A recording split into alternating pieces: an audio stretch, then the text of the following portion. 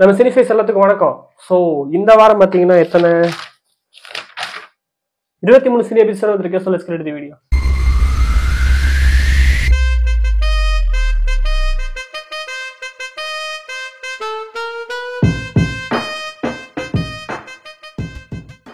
பட்டி சீக்கிரமா முடிச்சிருவோம். ஸோ லென்த்தா போகாம புஷ்பா 2 படத்தை வந்துட்டு இந்த வாரம் ரிலீஸ் ஆயிருந்துச்சு இல்லையா? ஸோ ஒரு சூப்பர் கமர்ஷியலா வெல் ரிட்டனான சூப்பரான ஒரு படமா அமைஞ்சிருக்கு. ஸோ கண்டிப்பா பார்க்கக்கூடிய ஒரு படம் தான். பட் சில பேருக்கு சில டிஃப்ரெண்டான ஒப்பீனியன்ஸ் இருக்கு. ஏன்னா சில பேர் வந்துட்டு இந்த கிளாமர் சீன்ஸ் எதுவுமே தேவையில்லை, ஹீரோயின் பொசிஷன்ஸ்ல எதுக்கு இவ்வளவு கிளாமர், அது நல்லா இல்லை இது நல்லா இல்லைன்னு சில பேர் சொல்லிட்டு தான் இருக்காங்க. அவங்களோட ஒப்பீனியன்ஸ் நம்ம மதிக்க தான் செய்யணும். ஏன்னா அவங்க சொல்றது வந்துட்டு சும்மா படத்தை பேஷ் பண்ணல, அவங்க சில ஒப்பீனியன்ஸ் கரெக்டாகவும் இருக்கு இல்லையா? அதனால நம்ம அதெல்லாம் மதிக்க தான் செய்யணும். அவங்களுக்கு விருப்பம் இல்லை, பட் சில பேருக்கு வந்துட்டு பிடிக்கவும் செஞ்சிருக்கு. எனக்கெல்லாம் ஒரு நல்லா தான் இருந்துச்சு.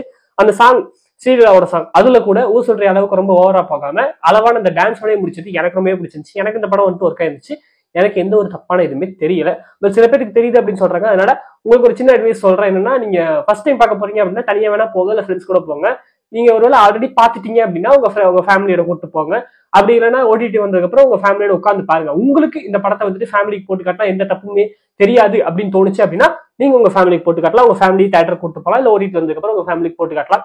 அது உங்களோட இஷ்டம். ஸோ இது ஒரு அட்வைஸ் மாதிரி சொல்லிக்கிறேன். ஸோ மற்றபடி நல்ல ஒரு படம் தான். முக்கியமா வந்துட்டு இந்த ஃபேமிலி எமோஷன்ஸ் நிறைய இடங்கள்ல கனெக்ட் ஆயிருச்சு. அது முக்கியமா அந்த கங்கம்மா தாயோட அந்த வேஷம், அந்த சாங் வந்துட்டு பயங்கர சூப்பரா இருந்துச்சு. சாங் பேர் ரிலீஸ் ஆயிருச்சு, தமிழ்ல லாங்குவேஜ் ரிலீஸ் ஆயிருச்சு. ஸோ உண்மையிலும் சாங் ஆடியோவும் சூப்பரா இருக்கு, விஷுவலா செம்ம சூப்பரா இருந்துச்சு. ஸோ படம் வந்துட்டு இப்பவே 600 கோடி பக்கம் போயிட்டு இருக்குன்னு நினைக்கிறேன். கூடி சீக்கிரம் 1000 கோடி அடிச்சிடலாம். ஸோ 1000 கோடி கிளப்ல இந்த படமும் ஜாயின் ஆக போகுது. நம்மளை பொறுத்தவரையும், நம்ம சேனலை பொறுத்தவரையும் இந்த நம்பர் கேமுங்கிறது வந்து நம்ம பேச போறதெல்லாம் கிடையாது.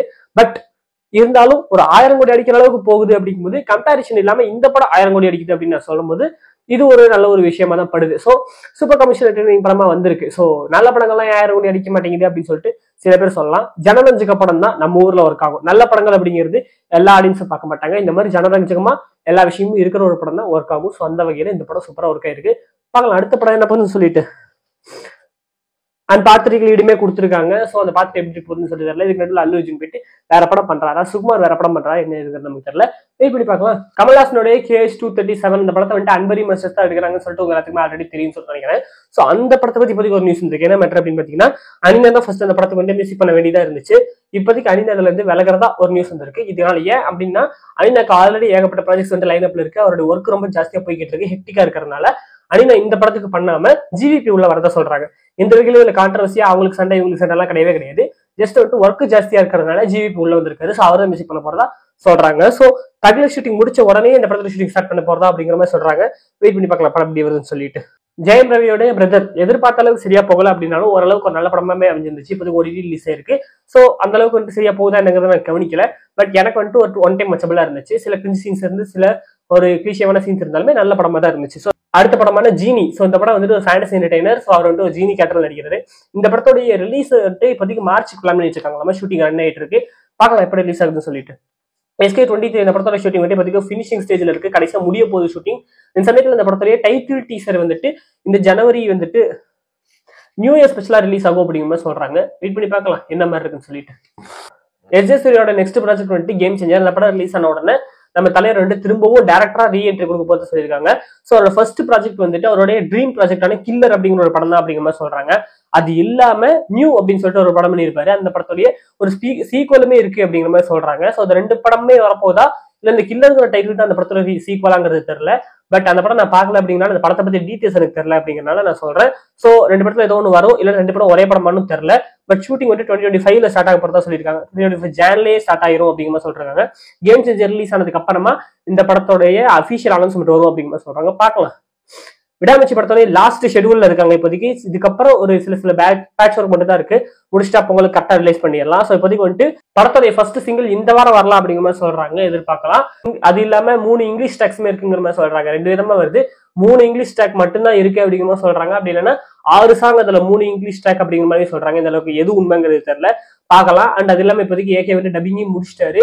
கூடி சீக்கிரம் முடிச்சு இந்த படத்தை விட்டு பொங்கலுக்கு ரிலீஸ் பண்ணிடுவாங்க. பார்க்கலாம் எப்படின்னு சொல்லிட்டு. பேராமௌண்ட் பிக்சர்ஸ் அவங்க வந்துட்டு இப்போதைக்கு 15 மில்லியன், அதாவது 150 கோடி வந்துட்டு லைகா ப்ரொடக்ஷன்ஸ் வந்து கேட்டிருக்காங்க. இதனால அப்படின்னா அன்அபிஷியலா பிரேக் டவுன் படத்தை அடாப்ட் பண்ணி விடாமுயற்சி எடுத்திருக்காங்க அப்படின்னு சொல்லிட்டு ஒரு கேஸ் போட்டு 15 மில்லியன், அதாவது 150 கோடி கேட்டிருக்காங்க. ஏற்கனவே லைகா ப்ரொடக்ஷன்ஸ் ரொம்ப மோசமா தான் போய்கிட்டு இருக்கு.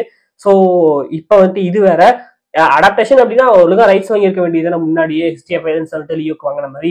இது ஏன் அவங்க லைக்கா ப்ரொடக்ஷன் சொல்லிட்டு இதை மறந்தாங்க அப்படிங்கிறது தெரியல சத்தியமா. பார்க்கலாம், ஒரு வேலை அவங்க தப்பா தான் புரிஞ்சுக்கிட்டு இது பிரேக் டவுன் படத்தோட ரீமேக்கே கிடையாது, அடாப்டேஷனே கிடையாதுன்னு கூட சொல்லலாம்.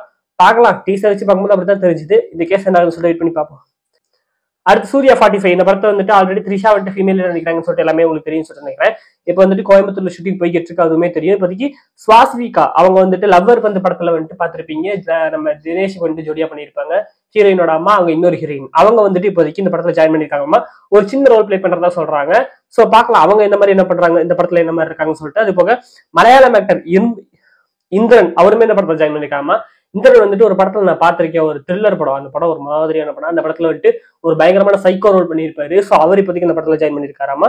அண்ட் இதுல சூர்யா சார் வந்துட்டு இதுல அட்வொகேட்டா வராரு அப்படிங்கிற மாதிரியே சொல்றாங்க.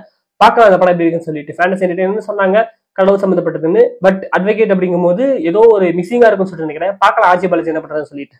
தசரா படத்தை டைரக்ட் பண்ண ஸ்ரீகாந்த் ஒடேலா இப்போதைக்கு அவர் வந்துட்டு நாளினா கூட தி பாரடைஸ் அப்படிங்கிற ஒரு படம் வந்துட்டு பண்ண போறாரு.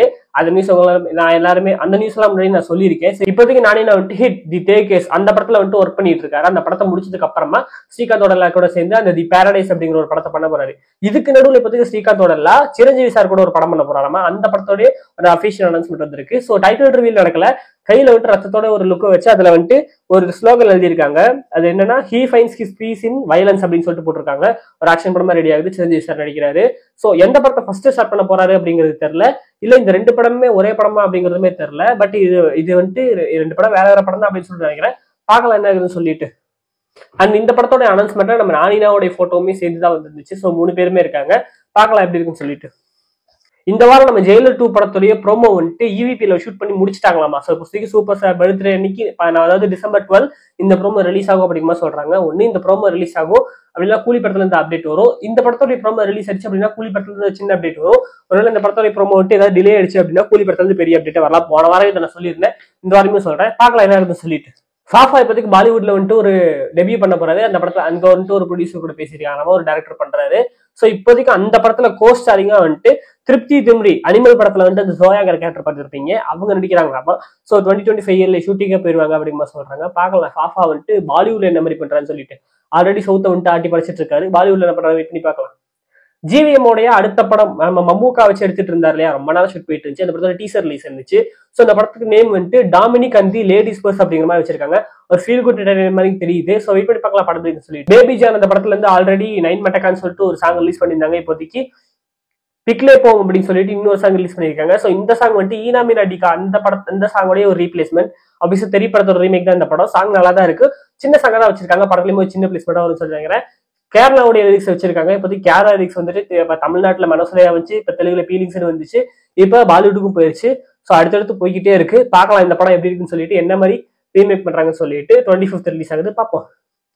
சந்தீப் கிஷன் வந்துட்டு கூலி படத்துல ஒரு இம்பார்ட்டன்டான ரோல் பிளே பண்ணதா ஒரு நியூஸ் வந்திருக்கு. இது மேல கும்பலுங்கிறது தெரியல, மேபி நடக்கலாம். ஏன்னா சந்தீப் கிஷன் வந்துட்டு நம்ம லோகேஷோட ஃப்ரெண்ட் அப்படிங்கிறனால மேபி நடக்கலாம், வெயிட் பண்ணி பார்க்கலாம். சான்சிஸ் வந்துட்டு இப்போதைக்கு கைதி 2க்கு மியூசிக் டைரக்டரா வரப்போறாரு அப்படிங்கறத கிட்டத்தட்ட அபிஷியலாவே சொல்ல போறாங்களா. கூடி சீக்கிரம் அபிஷியல் அனௌன்ஸ்மெண்ட்டே வந்துரும் அப்படிங்கிற சொல்றாங்க. கூலி படத்தோட அப்டேட் முடிஞ்சதுக்கு அப்புறம் வருமா, இல்ல இப்ப ஏதாவது சீக்கிரமா வந்துருமான்னு சொல்லிட்டு தெரியல.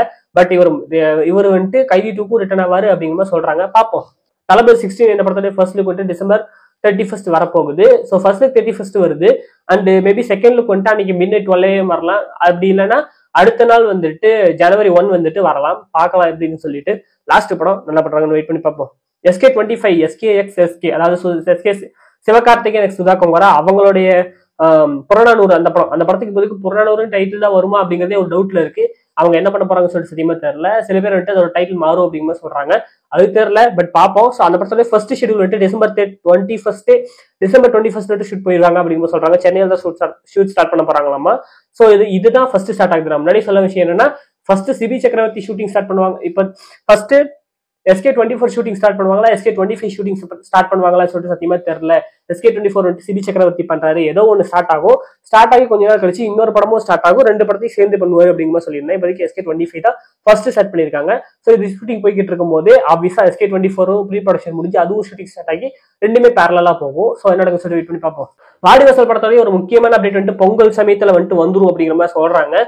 ஸோ ஏதாவது ஒரு இது கொடுக்குறாங்கன்னு சொல்லி வெயிட் பண்ணி பார்க்கலாம். ப்ரீ ப்ரொடக்ஷன் வந்துட்டு போய்கிட்டு இருக்கதான் சொல்றாங்க, பார்ப்போம்.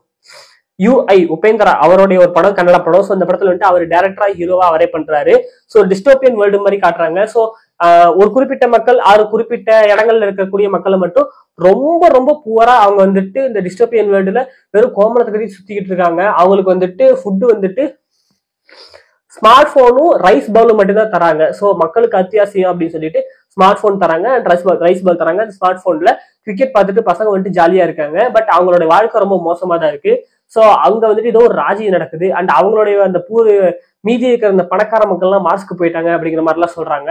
இந்த செட்டிங்கே வந்துட்டு 2040 நடக்கிற மாதிரி காட்டுறாங்க. ஸோ படம் வந்துட்டு ஒரு மாதிரி ஒரு டிஸ்டர்பிங்கா இருந்துச்சு. அந்த சீன் பார்க்கும்போது ஒரு மாதிரி டிஸ்டர்பிங்கா இருந்துச்சு, அந்த கலர் டோன் எல்லாமே. ஸோ 2020 ரிலீஸ் ஆகுது. ட்ரைலர் வந்துட்டு கூடிய சீக்கிரம் ரிலீஸ் ஆகும். டீசர் மட்டும் தான் ரிலீஸ் பண்ணிருக்காங்க. ஸோ வெயிட் பண்ணி பார்க்கலாம் படம் இருக்குன்னு சொல்லிட்டு. தமிழ்லயுமே ரிலீஸ் ஆகுது. சூதுகவும் டு நாடும் நாடு மக்களும் அப்படின்னு சொல்லி டைட்டில் வச்சு பாத்தீங்கன்னா அந்த படத்தோட ட்ரெய்லர் ரிலீஸ் இருந்துச்சு. ட்ரெய்லர் நல்லா இருக்கு. ஸோ சூதுகவும் 1க்கும் 2க்கும் கருணாகரோட கேரக்டர் தான் லிங்க் போல இருக்கு. அண்ட் விஜேஸோட கேமியோ இருக்கு. கேமியோ அப்படின்னா அந்த ஃபர்ஸ்ட் பார்ட்ல உள்ள ஒரு சில ஃபுட்டேஜ் யூஸ் பண்ணிருக்காங்க, அதான் கேமியோ. சிவாவுக்கும் இந்த படத்துக்கும் வந்துட்டு சிவாவோட கேரக்டர் இந்த படத்துக்கு என்ன சம்பந்தம் அப்படிங்கிற சத்தியமா தெரியல. போன படத்துல பாத்தீங்கன்னா அந்த ஒரு ஹாலுசினேஷன் கேரக்டர் வந்துட்டு கூட சுத்திக்கிட்டு இருக்கும் விஜய் சேதுபதி கேரக்டரோட. அவங்க வந்துட்டு இப்போதைக்கு நம்ம இவங்க கூட சுத்துற மாதிரி காட்டுறாங்க. அதாவது மிச்சி சிவா அவரோட கேரக்டர் கூட சுத்துற மாதிரி காட்டுறாங்க. என்ன மாதிரி கனெக்ஷன் தெரியல. அந்த படத்தை வந்துட்டு நலகுமார் சாமி டைரக்ட் பண்ணல, அர்ஜுன் அப்படிங்கிற ஒருத்தர் தான் டைரக்ட் பண்றாரு. வெயிட் பண்ணி பார்க்கலாம் அந்த படம் இருக்குன்னு சொல்லிட்டு. குட் நைட் லவர் மாதிரி ஒரு சில நல்ல படங்களை ப்ரொடியூஸ் பண்ண $1 million ஃபிலிம்ஸ். அவங்க ப்ரொடக்ஷன் அப்படின்னாலே மினிமம் கண்ட்ரின்னு சொல்லிடலாம். ஸோ அவங்க இப்போதைக்கு அவங்க வந்துட்டு டூரிஸ்ட் ஃபேமிலி அப்படிங்கிற ஒரு படத்தை வந்துட்டு எடுத்திருக்காங்க போல இருக்கு. அந்த படத்துல டீசர் வந்துட்டு ரிலீஸ் இருந்துச்சு. ஸோ இது டைட்டில் டீசரா ஒரு ப்ரோமோ வீடியோ மாதிரி சொல்லலாம். ஸோ இதுல வந்துட்டு பேசிக்கா என்ன ஐடியாங்கிறத சொல்லியிருக்காங்க. சசிகுமார் அண்ட் சிம்ரன் நடிச்சிருக்காங்க இந்த படத்துல. ஸோ பேசிக்கா என்னன்னா கடை வாங்கி வச்சிருக்காங்க போல இருக்கு ஊர் ஃபுல்லா ஒரு குடும்பம். ஸோ ஒரு சிலோன் ஃபேமிலி மாதிரி தெரியுது. அந்த ராசியெல்லாம் அப்படிதான் இருக்கு. சிலோனா இலங்கையான்னு சொல்லிட்டு தெரியல, கிளியரா தெரியல, இலங்கை பஸ் மாதிரி இருக்கு. ஸோ அது பேசிட்டு இருக்காங்க ஒரு ஃபேமிலி. அப்போ வந்துட்டு ஊரை விட்டு ஓடலாம் அப்படின்னு சொல்லிட்டு பிளான் பண்ணிட்டு இது பண்ணிட்டு இருக்கும்போது ஒவ்வொருத்தரும் ஒவ்வொரு விதமா நடந்துக்கிறாங்க. ஸோ அது ஒரு மாதிரி ஃபன்னா போகுது.